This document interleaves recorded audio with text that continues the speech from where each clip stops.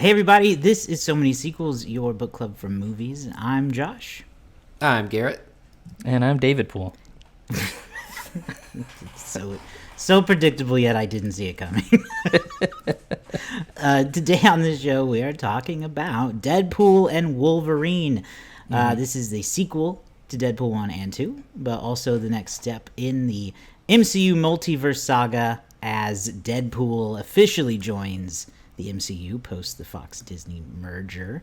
And it also is going to serve as a bit of a swan song for that Fox X-Men Marvel franchise. So we're going to have some fun talking about that. I would go ahead and say right now to expect spoilers in this episode because I don't think it can really be discussed without spoiling it.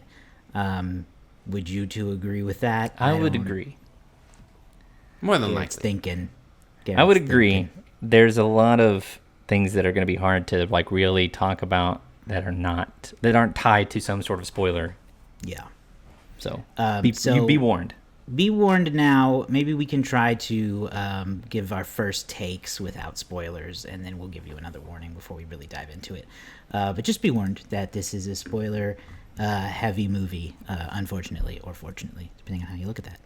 But before we start, don't forget to subscribe to us here on YouTube or on your favorite podcasting app, whichever one you are enjoying our beautiful voices and takes from. That really helps us out. Helps us reach more people, and that's always the goal. We are pushing toward our next goal of 316 YouTube subscribers because Stone Cold said so. Is why it's 316. I am told by the producers. That's right. That's right. So go do that. Hit that subscribe button. Ring that bell. I don't know what that one does, but I see people say it. It usually starts the match when the bell rings. Ding, Ding, ding, ding. Wrestling reference. Lets you know that we post something new. That's for sure. Yeah, okay. That's probably what it does. Yeah. Anyway, let's get started talking about the real stuff. Deadpool and Wolverine is about, let me see here. I got our summary here from Letterboxd. A listless Wade Wilson toils away in civilian life with his days as the morally flexible mercenary Deadpool behind him. But when his homeworld faces an existential threat, Wade must reluctantly suit up again with an even more reluctant Wolverine. Now, David, this has exploded on the box office scene, so hit us with those record-breaking opening weekend numbers. Yes, in violent Tarantino-style explosion into the box office. According to the recent data we have, which is as of Sunday night, Deadpool and Wolverine had a $96 million opening day. That's the highest opening day of the year by far. And it has gone on to a $205 million opening weekend, which is honestly way bigger than I ever thought we would get this year. There was a point in time this year where I said we might not have a $100 million opening. Foolish on my part. We've had two since then with Inside Out 2 and now Deadpool and Wolverine. But there was a point in time earlier this year where I was partly expecting this movie to maybe open in the 80 million opening weekend because the Marvels had underperformed so much and there had been so much negativity around the MCU that I thought maybe the majority of people have checked out. Maybe this is not going to do big numbers. But here we are. I stand corrected. 205 million opening weekend. It's the highest opening weekend since Spider-Man No Way Home. It's the 8th highest opening weekend of all time. The estimated budget for this movie is $200 million. It's already the number 4 movie of the year with that first 3 days, just behind Dune Part 2, Despicable Me 4, and Inside Out 2.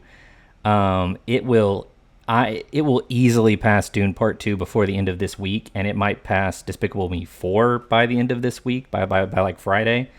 And then it's a long haul to catch Inside Out 2. I will say this, so it opened right between Black Panther and the original Avengers, the first Avengers, in terms of that highest opening weekend. Those movies both went on to make more than $600 million in the U.S., so I think it's possible Deadpool has the chance to be the number 1 movie of the year. But again, it's going to be fighting that out with Inside Out 2, which is also still doing very well. The other top movies of this weekend are Twisters at number 2 with 35.3, Despicable Me 4 with 14.2, Inside Out 2 with 8.3, and Longlegs It's still doing very well for the Neon. Is that A24 or is Neon just different than A24? Okay. They brought in 6.7 to bring its total up to $58 million this weekend. Bonus detail here for you. I told you it was the highest opening ever for an R-rated movie. Deadpool is now 1, 2, and 3 in that category for highest opens for an R-rated film. The other films on that list, I think, are like Joker and what is it? Joker, American Sniper, Oppenheimer is on that list. So Deadpool, and as we get closer, Deadpool and Wolverine, I think, has a very good chance to finally pass The Passion of the Christ as the highest R-rated film ever. Oh, I can't wait for those opinion pieces. Yeah, it's a matter of time. And, they mentioned it in Deadpool, too, that it was like, it's Jesus and then it's me. And we're getting... reference. Yeah, we're going to get there. We'll get there soon enough. But that's it for this week in terms of your box office breakdown. Big opening weekend, and it's going to, I assume, have very good legs. Recent Marvel movies have had pretty heavy second weekend drops. Most people are like, see that Marvel movie opening week, and then it sort of trickles back to normal. But we'll see if that is true for this one. August has not a lot of other big movies coming out, so I could see Deadpool and Twisters just kind of going back and forth with good weekends. Now, Deadpool and Wolverine marks the first time that we've seen Deadpool since 2018, and Wolverine since he was killed off in Logan back in 2017. So there's been a lot of pent-up energy for Deadpool, I think, especially for Wolverine once it was announced that he was going to be part of this. A lot of confusion, though, too, and then a lot of skepticism about, hey, Logan was really good, and Logan really gave Wolverine a good send-off, so do we trust this? There was a lot of talk about that. Movie was directed by Sean Levy. This is his first Deadpool movie. His record is not my favorite. It's pretty bad, actually, if you look into it. He's got some okay movies in there. He's worked with Ryan Reynolds a few times, but this is the director of Big Fat Liar, of Date Night starring Steve Carell and Tina Fey. Yeah, cheaper by the dozen. Internship, everyone's favorite Vince Vaughn, Owen Wilson vehicle. Oh, I'm an intern now. Right, and then he did the entire Night at the Museum series, so. which we've reviewed. So you should go look up our Night at the Museum reviews. We've reviewed many of his movies. We have. Yes, we have. We reviewed all the Night at the Museums and Free Guy. We have reviewed, I think, among the only good ones he's done. Although my wife's also a big fan of, he has a movie called This Is Where I Leave You. Yeah. My wife's a big fan of that one. This is a good one. I don't think anybody else is, but she is. This is also his first writing credit, which is made some things made sense to me. It was written by 5 people, which is stunning. Starting to look like a pop song. All these writers writing this movie, huh? Interesting. So that's the director. And then we've got Ryan Reynolds as Deadpool, of course. Hugh Jackman as Wolverine. Emma Corrin joins the cast as our villain, or one of our villains, Cassandra Nova, and then Matthew McFadden as another villain of sorts, Mr. Paradox. So, again, to remind y'all that we're going to try to give our first thoughts without spoilers, let's get into our first takes. David, go first. Oh, okay. Well, all right. I had a ton of fun with this. I really enjoyed myself. I thought it was a major improvement over Deadpool 2, which I did rewatch sort of in the build-up towards this. And Deadpool 2 has its moments, but it's not like overly memorable. I thought this was an improvement over that. I think what helped is in that movie they brought in Josh Brolin to play Cable as this sort of straight man to Deadpool. I just don't think that worked, and they do the same thing here by adding Wolverine, but there's equity built into Hugh Jackman as Wolverine, so people wanted to see Deadpool and Wolverine. So I thought that their dynamic really worked. Admittedly, I'm one of the people this movie's made for. I've been in love with superhero movies. I kind of like, I watched the Batman movies and I watched Superman movies kind of when when I was a little younger. But I remember my friend coming over with a VHS of X-Men, which had come out either the year before or earlier in that year. and sitting down and being like, this is the most amazing thing I've ever seen. You know, like I'd remember that first X-Men movie so fondly. So like this movie is kind of targeted towards me. So I mean, I'm not going to be able to give you a perfectly unbiased opinion on whether or not it's for everyone. I don't think my dad would enjoy it. So No. I thought this was fun. I thought it was funny. And I thought something that has been true of all three of these Deadpool movies, there is surprisingly a lot of heart in them, just kind of buried in between all of the snark and all of the jokes and the references and the meta. Like there's always these there are these little nuggets, these little kernels of emotionally strong scenes. So there's my first thoughts for you. Garrett, your spoiler-free first thoughts? Yeah, I agree with the fun, David. I think that there is enough fun here for people who are not necessarily deep into the Fox Marvel differences and who owns where, who goes where, how. I think that there's enough humor and enjoyment based on the performances from Ryan Reynolds for sure, and his chemistry with Hugh Jackman that I think people have really been wanting to see. And so I think there's enough enjoyment there. Beyond that, I don't know. I think that this movie it lived for the humor and the violence. Beyond that, I didn't feel like there was much else here. That was super, I don't know, memorable, enjoyable. This definitely is for certain people who have really been wanting this kind of crossover between Marvel and Fox and Hugh and Ryan. And so I don't have as deep connection with the original X-Men universe. Honestly, it was X-Men 3 that was so bad. And then First Class, where I was like, it's a reboot, but then it turned out not to be. And then I was like, this is all just confusing. I don't care. You're not making any sense. You're just kind of throwing things out there. So you've given up. I give up on you too. So I didn't have that same kind of connection. I felt like they actually gave up a long time ago and just were desperately trying to hold on to the property. So, but having said that, the humor again, and the violence that they go through, and you know the needle drop moments and the callbacks that you get, that keeps you engaged enough to where some of the other things don't really matter. So it may sound like I'm hating on it a little bit, but I'm not. It was a really good time. Okay. Yeah. Yeah, look, it is very fun and funny. It is a crowd-pleasing movie. But I would be lying if I said it was firing on all cylinders for me as well. It leans heavy on nostalgia and the meta references, which are very fun in the moment and a part of what Deadpool does.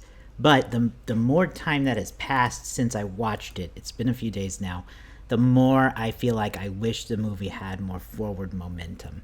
And I'm sure we will get into that as we go into our spoiler territory later. But I also kind of felt what I think you're also saying, Garrett, where I'm just not sure that we moved anything at all, really.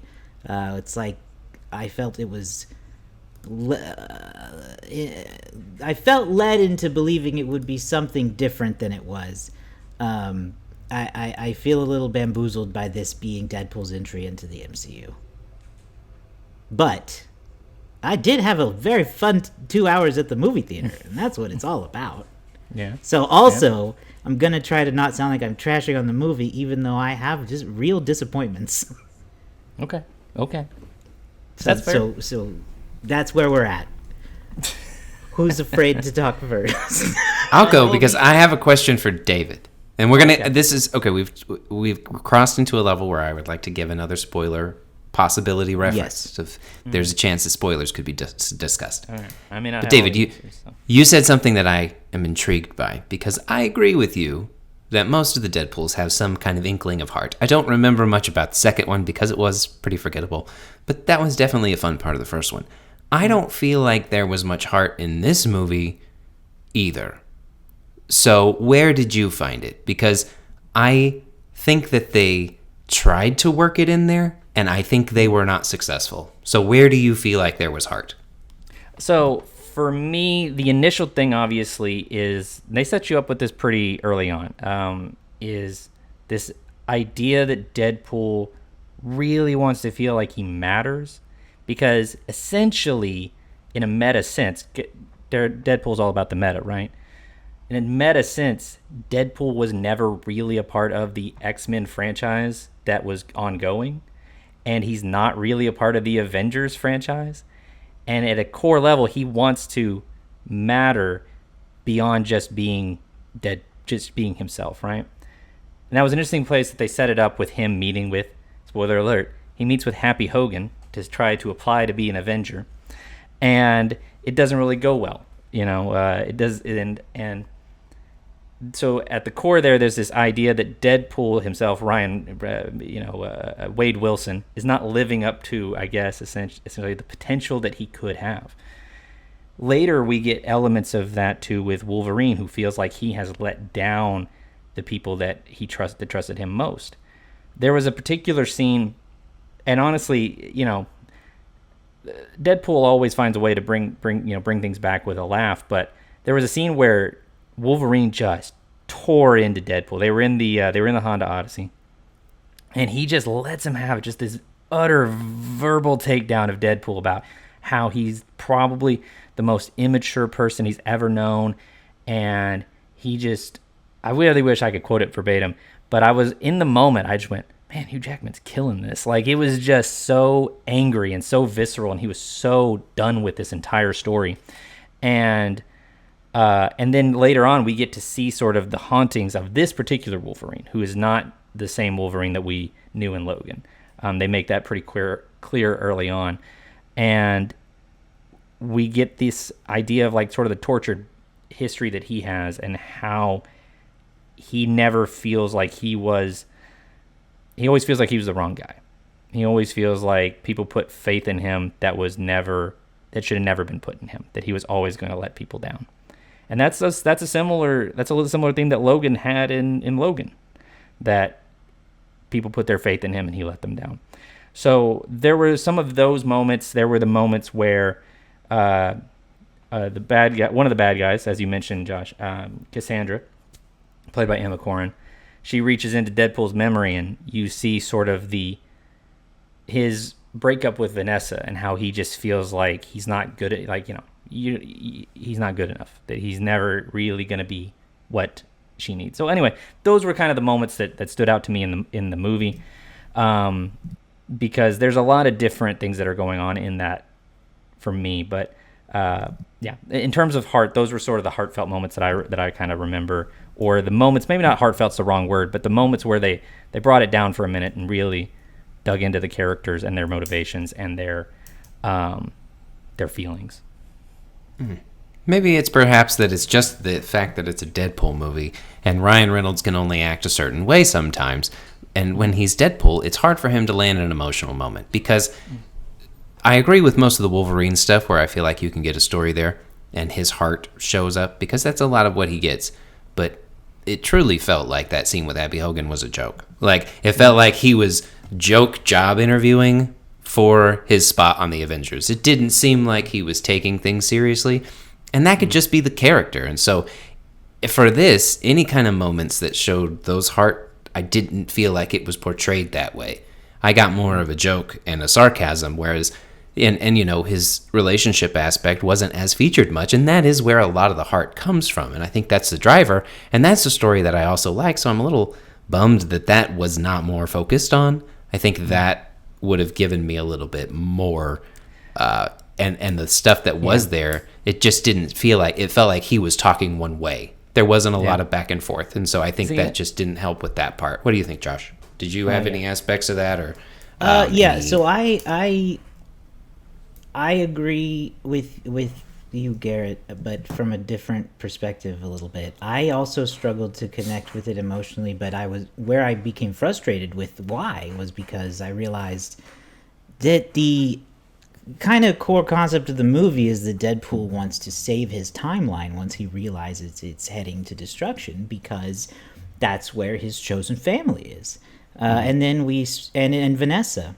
And then we spend almost no time with them ever in the whole movie. And so the emotional connection was literally never made for me.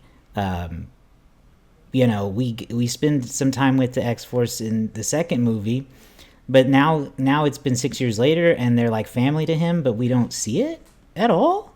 That irked me a little bit.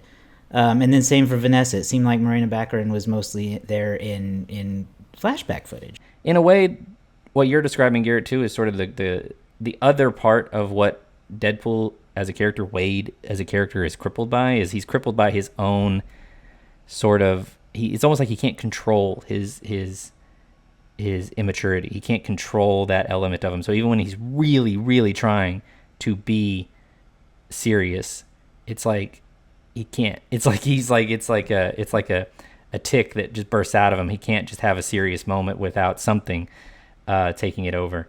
And that's gonna be tough for people. That's gonna be a tough sell for people, I think, at times. So, it's all about what, I guess, if you're looking for it, maybe you can find what you want. But what I did want, we'll see. I think they could have. You're right, Josh. They tried to sell an emotional moment to some, but they didn't really get me there. What they could have done more and leaned in more was just the buddy comedy aspect of it all. I did enjoy Deadpool and Wolverine. I enjoyed their violence. I enjoyed their fighting. I thought it was just well choreographed, and I thought it was humorous. It's more of them getting on each other's nerves so much because they know they can't really hurt each other that they just need to let off steam and destroy one another. And then they move on with their task, and I think that dynamic was pretty funny. I think that's what a lot of people were interested in. They've been teasing this relationship for so long, and so I think getting them to play on it was pretty fun. I enjoyed a lot of the cameos that I'm not going to mention. I think they were quite fun and humorous. Oh, we're not going to mention those? I don't want to mention them by name, I don't think. I think it's more fun to go into them and not know them. If you want to mention them, you can. Okay. I just won't. But I leave that to you. But I think that they did a good job of giving some stuff like that throughout the movie. What do you guys think? So I guess basically just fan service. Yeah, no, It is a great fan service film. That shouldn't be misheard as an insult. I feel like it could be, but I do mean it is a good fan service film. There are so many bad ones, and they nail the fan service in this. From referencing Fox movies to referencing the real world problems that the MCU is facing. I mean, Deadpool literally says you're joining at a low point. And the theater laughed because, just like you said, Garrett, it's like I feel like we're all just saying they're better than we know they are. Sometimes, and I saw, and we're tired of pretending it's not a low point. I saw an interview where Sean Levy and Ryan were both like, we were kind of shocked they let that one go. They let that line in, and there were a couple other ones. I mean, the thing that they talked about was they said we actually had a lot more freedom on this movie than you would expect. Like, it wasn't like Kevin and then the other producers are in here every day saying, no, do this, no, do that. They let us. They said, hey, here's the whole sandbox. Do whatever you want with it. And we showed them stuff, and we were like, this is going to get cut. I mean, Hugh Jackman said, I remember being on set. I did a little Australian accent for you there. I remember being on set and thinking, that's never making the movie. And then sure enough, it's in the movie. And so they that's the kind of thing that I think when the MCU works, it works because the people who they put in charge of it, they've been given the freedom to do what they want to do. And like most franchises, it suffers most when it feels like there are things tacked on that didn't need to be there. And it doesn't seem like there was anything tacked on with this. If it fails, it fails on the creativity of the people who are in charge, and not necessarily Disney or the MCU or anything like that. So I think that's an interesting aspect that they were kind of allowed to do. They were allowed to poke fun at the MCU. There was no sensitivity about saying that you're joining at a low point. And I loved those aspects. I mean, I appreciate good self-deprecation. It's needed, especially in a moment of like a real actual low point. Let's all laugh at this, right? And hope the next one's better, kind of thing. I think that's where. Go ahead, David. I was just gonna say I do want to slightly circle back to what you said about the buddy comedy aspect of this, the dynamic that we get, because we do kind of get to see a slight version of Wolverine that Hugh Jackman didn't really ever get to do. Right. And that is sort of kind of like over the top kind of comic book style. Unhinged and tons of F words, like I think there's over 100 F words in this movie, and probably like 70 of them are Hugh Jackman. It's and we get to see a montage of various versions of Wolverine, which that was a highlight for me. Set to Power of Love from Back Very to the fun. Future. That was a very fun highlight for me, where we got to see all these different variations on Wolverine. Some incredibly specific, and some that are like from the comics, and some that are just that are like something they made up. So I thought that their interplay was actually great, and you can tell that like Hugh and Ryan have good chemistry, and by an extension Wade and Logan have good chemistry. I have a Yeah, question. they- You guys both have seen Logan. How did you feel about how they handled it? I haven't seen it, so I just took what they did at face value and went, whatever, superhero movie, check. How did you, You know all that- feel about it? I know that they did the multiverse thing, and we can talk about Yeah. like, truly, how do you feel about the send-off that you were given and the resurrection that we just got? I Josh, you would go be first. lying if I said I deeply cared, but I do Fair. think it's like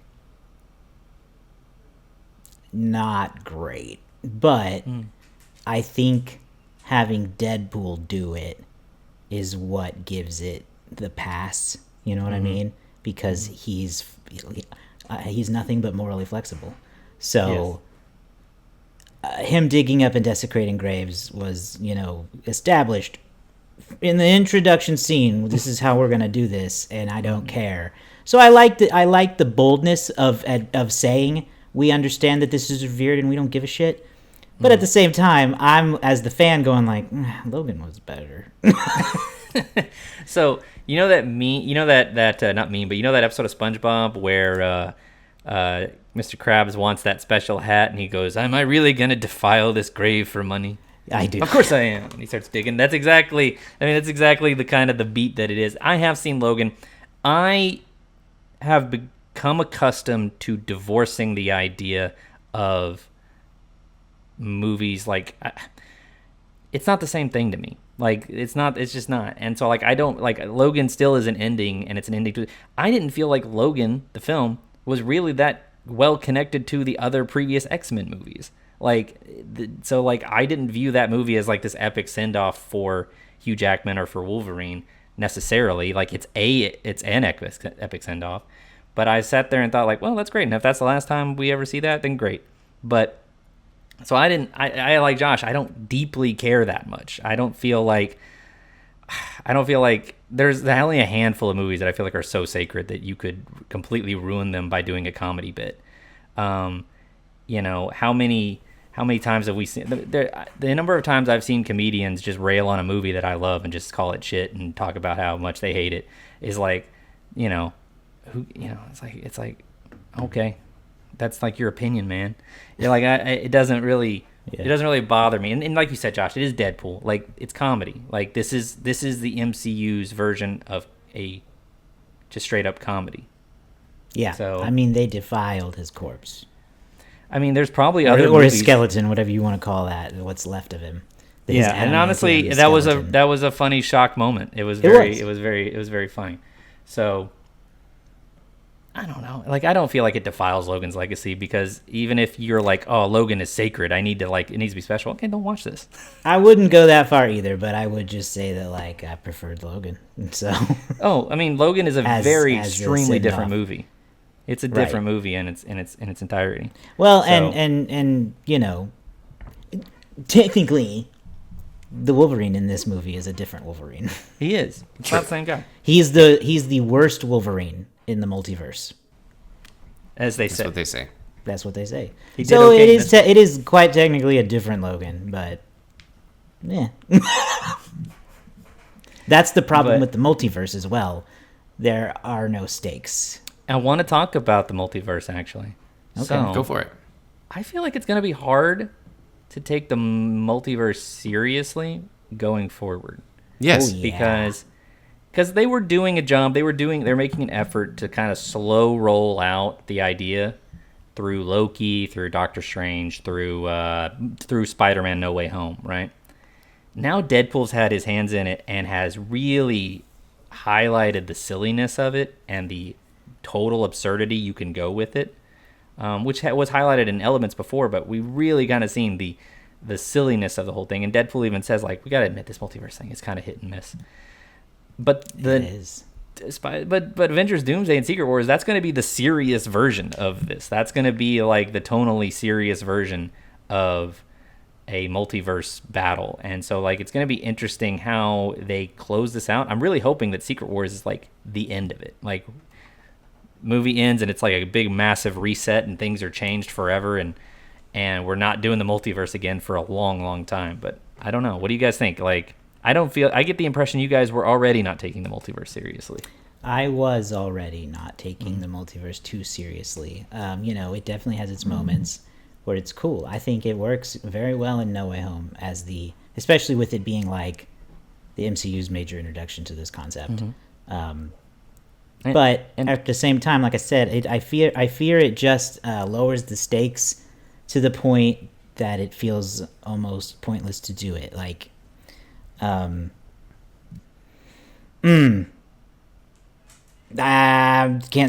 spoiling. I'm not spoiling.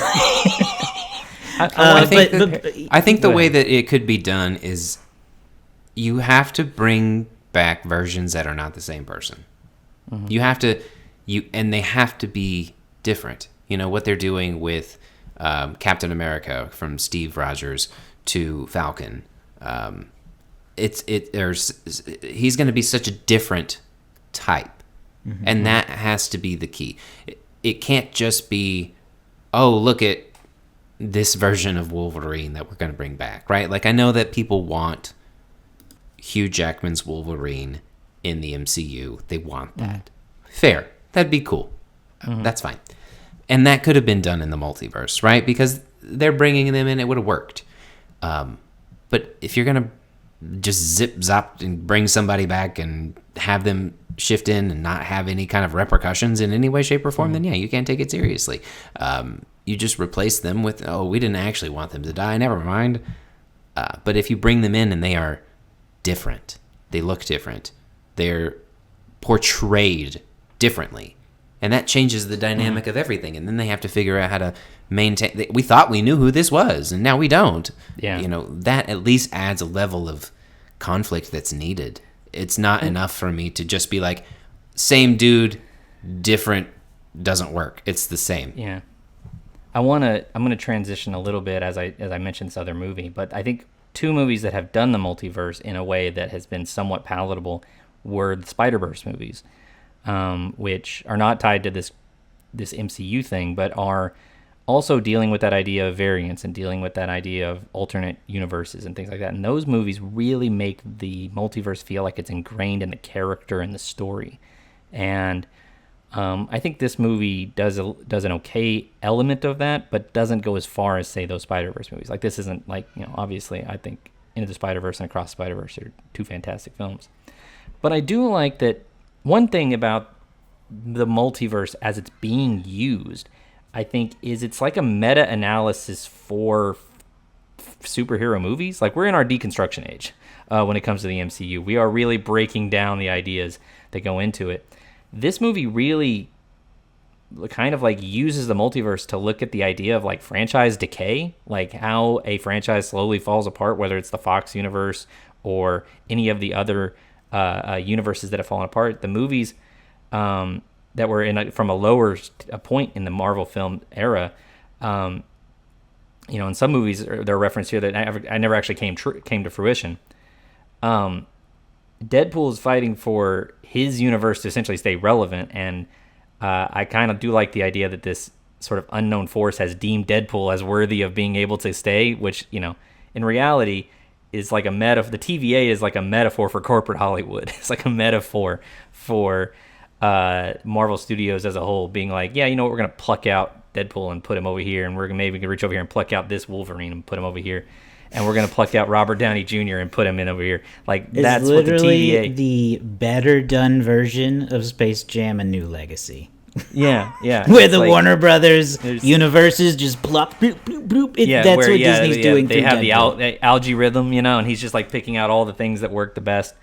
And there's sort of like a criticism within that, the way they portray it, but it's kind of like that's how it is. That's what's happening, and that's a little bit something they touch on a little bit in the TVA, the idea of that in Loki a little bit, and it's a part of the comics too, where like the TVA is sort of a metaphor for the writers' room in a lot of ways, because they can just say like, yeah, we decided that timeline didn't work, so we crossed it out, and you get that here with the idea of like, yeah, your universe is it's dead, and we're branching it off. It's done for. I watched this movie with my buddy Cody Bromley, and right before it started, he leaned over to me and he said, "I hope I didn't need to finish Loki season 2 to understand this movie." And then it happened. And I don't think you really did. Yeah, he was a little confused by some things, I think. I will say, as maybe. Someone who only watched season 1, only adjacent to the TVA, the one thing that we have not talked about, and then we can wrap up, but like the villains in this movie, forgettable, unless you have probably seen season 2 of Loki. And I do not have any kind of memorability of these villains. Both of them were incredibly forgettable. Neither of them were in Loki. In the aspect of TVA was pretty much I think it's just the familiarity Loki. with the TVA. Yeah. And so some of the characters showed up that were from Loki. But either way, the villains in this movie fell back into the trap of being bad Marvel villains. I'll say this, not really even Marvel villains. The Deadpool villains in general have been very forgettable. No one can remember the bad guy from Deadpool 2. The only real reason you remember the bad guy in the first Deadpool was because of the whole thing of like, say his name is Francis. Like that was like the whole bit. So like Deadpool breaks this weird mold. You guys have probably heard this a million times, of the villain is always more interesting than the hero in some superhero movies. Like with Batman movies, the villain's always more interesting. Deadpool might be the one hero who's always more interesting than his bad guys, because Deadpool's not, like you said, he's morally flexible. He's not limited by, the good guy tropes. He's willing to do bad guy things. And so like who even knows who the bad guy in Deadpool 2 was really? I just watched it recently, so I do, but I'm just saying, generally speaking, nobody does. So Paradox is kind of this interesting version of a bureaucrat, where for him destroying a universe is like this boring paperwork that he has to take care of for 1,000 years, but for obviously quadrillions of people in that universe, it means their death. And then you have Cassandra Nova, who's very, honestly, I never thought we would see Cassandra Nova in a movie. I just thought that seemed very unlikely. She was created post 2000, and if you can guess how many villains in the post 2000 actually have risen to the level of getting a movie appearance, it's not that many. Maybe it's more than I think, but it's not that many. So I thought that she was kind of a physical foe they could fight, and then Paradox had presented the existential threat that they had to fight against. So they're there to serve their role, but let's we know this movie's about Deadpool and Wolverine. That's what the focus is, and about how many things they can stuff into this movie that are going to be for fun. Mm-hmm. And into each other's butts. Yeah, the pegging conversation does come up. Yeah. See, I thought the performance was great, but I was left. Yeah, I was a little like, motivation. You're just like, you forgot about your brother. Like, it's like whatever. Your family forgot you. Get in line. There's a whole line of villains who have the same damn motivation as you. Go join the super force or whatever. And then Paradox, it's just like, you just want to do your job faster? I don't even, disagree with that. You know what I mean? That's his job. Yeah. It's like, I do that too. I will say, obviously I'm joking. I wouldn't eliminate a timeline full of human beings. But given the option.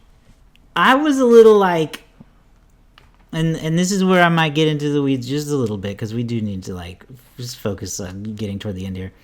After watching Loki season 1 and 2, I'm feeling this movie was clearly written by people who did not write for Loki season 1 and 2, because I don't think they the did. TVA was wildly incompetent all of a sudden. You're telling me they wouldn't know about Paradox's activities when they know about everything by design? And then the woman who's in charge is just flirting with Wolverine? What is this? Who wrote this? Yeah, I mean, Sean Levy in his that's- first writing credit ever. That's That always was like the totally interesting- uncharacteristic. That's always the interesting aspect of the. It's always what you're never sure of you're going to get is when characters leave one creative side and then move into a different one. Is how they're changing, because like that's the difference between Thor in 2011 is versus Thor in 2017 is how different the person behind the camera makes, or the people writing, how big of a difference they can make in those characters. Coulson is a very different character in Iron Man 2 than you get in what would be the next major? Oh, then you get in Thor. Like he's kind of like lackey dude in Iron Man 2, and then in that first Thor movie, he's like the guy in charge. And so like how these characters, so like yeah, it's kind of interesting, and so that can be a breaking point. There are people who hate how the Russos present Thor, or hate how the Russos present Black Widow, in their movies. So like that's always going to be an interesting like, well, what's going to happen? Some people think that like they're a creator gets a hold of the character and they make it better. So Right. I don't know. Yeah, that is. I think they had this presentation that like the TVA was bigger than what we saw in Loki, and there's like branches of the TVA that we never saw before, and this is kind of like a rogue branch. But yeah, I don't know. Your mileage may vary. Yeah. Yeah. You know what? Did you? What do we want to? Did you feel that at all, Garrett? Like the TVA was just like not serious. Yeah, but again, I don't take the villains in these movies seriously. Like, they just, I don't know. Everything just kind of felt like a little less threatening, and it was more focused on the humor. So for me, outside of the humor and the chemistry for those two main characters, not a lot landed. I think that's the more of the focus of the movie, though, is the humor. And if that's the focus, then they achieved what their focus was the movie's funny, the bad guys are cartoonish, and the main characters are the selling point. Nobody in this movie, well, with the exception of maybe some interesting cameos, no one in this movie sort of upstages Deadpool or Wolverine. Right. So, do we want to get into our final thoughts? Yeah, let's get into our final thoughts here. I will read mine first. It's ultimately, I think, for people who are going to hold some nostalgia for the Fox Marvel days because of Deadpool and Wolverine being brought into this MCU. There's a lot of focus on that, and I am just not one of those people. Perhaps, unfortunately, I dislike almost all of the X-Men movies. In fact, I watched X-Men 1 before this recording, and I was bored to tears. It's just, I don't know what it is. I could never get into the X-Men movies. I actually did like some of the reboot ones a little bit. Like, I was like, oh, First Class is better. But that also kind of fell apart as Days of Future Past and Apocalypse and all that kind of bleh. So while I appreciate what was done here to give that universe a send-off to the fans of it, I mean, I laughed a lot at the cameos. There's a lot of great cameos that people are going to enjoy. Honestly, some of them are, you could argue they're more than cameo. Oh yeah, they're full-on characters. Yeah. But I have to acknowledge that I just don't care about them. Some of these people showed up and I was like, oh no, not you again. So I guess that's my main thing. No. My main issue, no, I'm not going to say that either. I'm self-editing as I read what I wrote. It's a very funny entry into the Deadpool franchise, but I think it's just kind of a middling, more risk-averse entry into the MCU. It is a blast in the theater. I'm not really sure how often I'd want to rewatch it. I do agree, David, that it is an improvement on Deadpool 2. I need to rewatch that again just to confirm that thought. But yeah, I think it's an improvement on Deadpool 2, but I don't think it reaches the highs of 1. So I think Deadpool says it best in the movie. You're joining at a bit of a low point in the MCU. So I'm going to give it. And this may still, I don't know. It's good, but I did tear into it a lot because I wanted it to be better. I'm going to give it 3 stars. Oh, Garrett, you go ahead. Yeah, this movie's made for the fun and the entertainment and the performances from the two lead stars, and they absolutely deliver. And you can tell that they are really enjoying where they're coming from. And a lot of the callbacks that they have, I think they definitely improved on the snide. You know, Deadpool stood out because it was so humorous in a referential way, and then Deadpool 2 was very of the time pop culture, very timely. And I think they did a really good job of taking Deadpool and analyzing the Marvel Universe. And I think that's something that will continue to hold up over time. So I think this movie is going to benefit from that too. But outside of that, I don't think they really delivered much else unless you are just a big fan of the X-Men movies. And again, I am in the same vein as Josh. They were not the ones that got me hooked. So I didn't have that same affinity.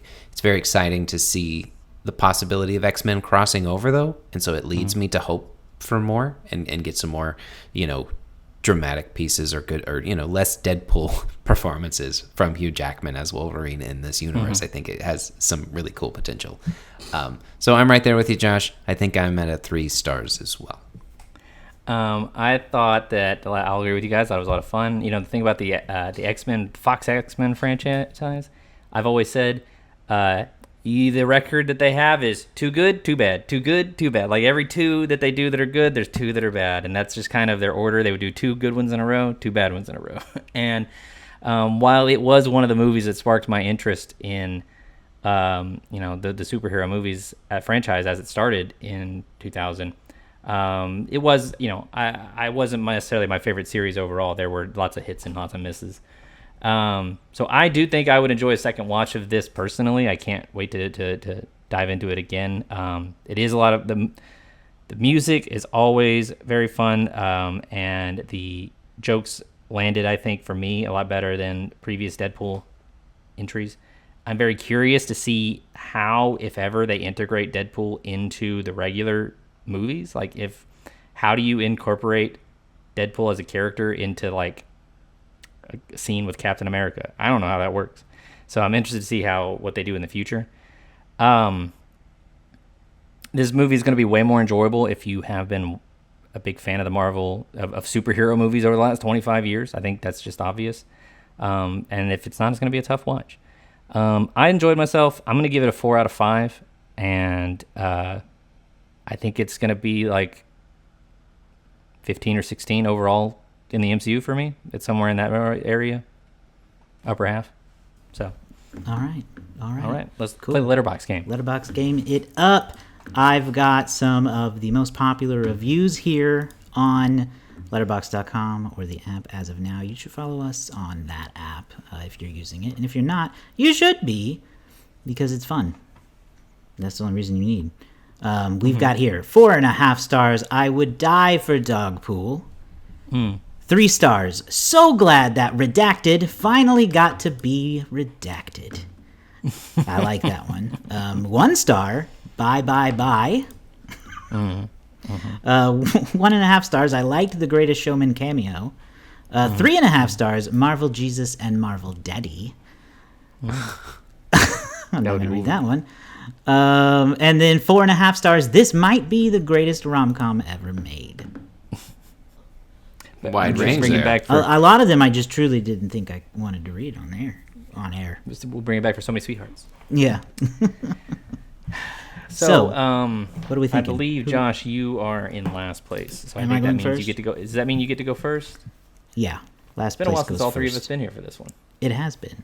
And we didn't even play for Twisters, so no need to update the scores. Oh, you guys did not play for Twister? We did not play. Wow. So, I think I'm gonna. I think the general reaction is going to be a little sweeter on it than me and Garrett's. I don't know how much though. There was a lot of 1 stars in there, though. Well, there were, but keep in mind the most popular are also just because they're funny. I think people liked Bye because of it's a reference, not necessarily because it was a 1-star review. But you never know. So I'm going to go with I'm gonna go with 3.6. 3.6. Good guess. Garrett, you're in second place. Yeah, 3.6 is good. I'm going to go a little higher just because of the initial excitement with the 3.8. Okay. Man, really putting me in a position here. I don't know. I feel like there's generally there's a general distaste towards the MCU right now, and I worry that people aren't going to be willing to push it all the way up over a 4. I know that the other 2 Deadpool movies are like 3.5 and 3.7. I'll say, you said 3.8, Garrett? Yep. He did. I'll say 3.9 for now. Oh, okay, for now. Too bad that's the final answer. Okay, Deadpool and Wolverine. Again. Okay. We have a direct hit this week, gentlemen. And that direct hit goes to Garrett. It is a 3.8 right now on Letterboxd.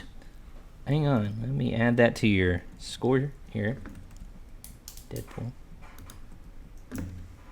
You know, you talked about Marvel being down, but I think people are still excited about Deadpool. And they love Ryan Reynolds so much. They love Hugh Jackman so much. I mean, that is the... Yeah.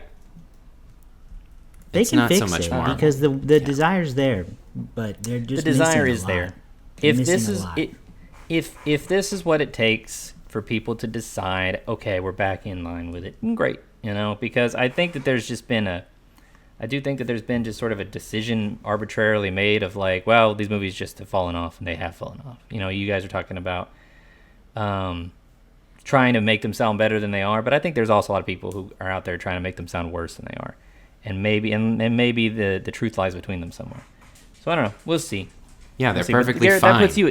That puts you at 12 points. Now they're better now. That'll put you at 12 points. Just behind me at 13. Your last win, Garrett, was actually during the mid-year special. And Josh, your last win was Inside Out. My last win was Twister 1. So it's a close game this year. 13-12-8, like anybody's game as we go into Action August. Okay, great. Yeah, Action August coming up next month on the show. That's going to do it for us on this episode of So Many Sequels. Subscribe to our YouTube channel or in your favorite podcast app to keep up with new episodes and reviews. And you can also follow us on Instagram, TikTok, Threads, and Facebook to stay in touch and let us know what you think of the show. Finally, go over to SoManySequels.com for all those links and a catalog of our past episodes. We'll see you all next time for Action August.